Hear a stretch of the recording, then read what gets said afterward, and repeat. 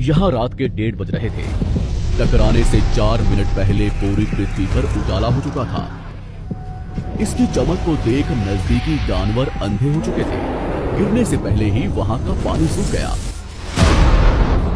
गिरते ही विस्फोट से निकली ऊर्जा आज के 10 करोड़ परमाणु बम के बराबर थी। इससे निकल रही 6000 डिग्री सेल्सियस की गर्मी ने आसपास के जानवरों को तुरंत भाप बनाकर उड़ा दिया। 150 किलोमीटर के दायरे की जमीन अंतरिक्ष तक पहुंच गई और अब तक सिर्फ 5 सेकंड ही बीते हैं। इस विस्फोट से जन्मी झटके की लहर 550 किलोमीटर प्रति सेकंड की रफ्तार से आगे बढ़ी। इसने पत्थरों को गोली की रफ्तार से उड़ाना शुरू कर दिया। आसपास की नदियां उल्टी बहने लगी।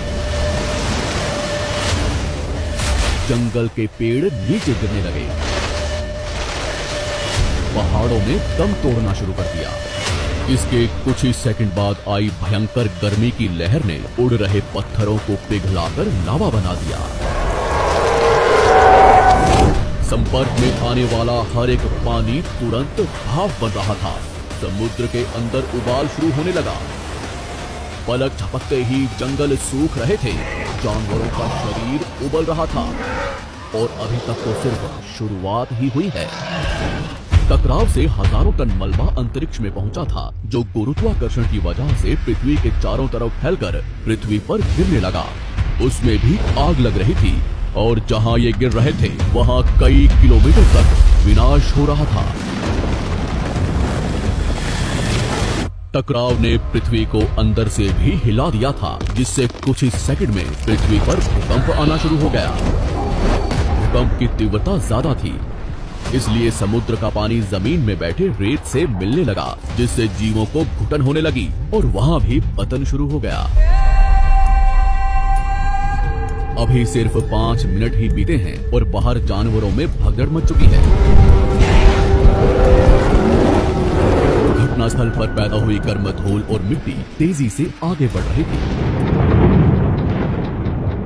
बादलों में धूल जाने की वजह से इनमें बिजली गिरनी शुरू हो चुकी थी। इस तूफान के बीच आने वाले हजारों टन वजनीय जानवर और पेड़ हवा में उड़ रहे थे। कुछ ही देर में ये तूफान अफ्रीका तक पहुंचा, जिससे वहां के चूने के रेगिस्तान वातावरण में मिलने लगे और बादल जहरीले होने शुरू हो गए। इसके पीछे टकराव ने समुद्र के पानी को बादलों से भी ऊंचा उठा दिया था, जिससे गर्म पानी की भयानक बाढ़ आ रही थी। 5 घंटे के अंदर पूरी पृथ्वी धूल से ढक गई। पृथ्वी का औसत तापमान कई 100 डिग्री सेल्सियस तक पहुंच चुका था।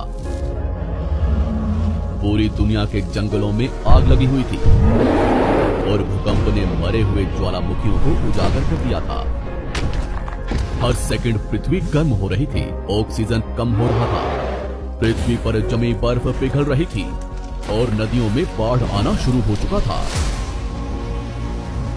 इस महाविनाश के बाद ज्यादातर जमीन में रहने वाले कीड़े मकोड़े और स्तनधारी जीव ही जिंदा बचे थे। पृथ्वी की 70% आबादी विलुप्त हो चुकी थी।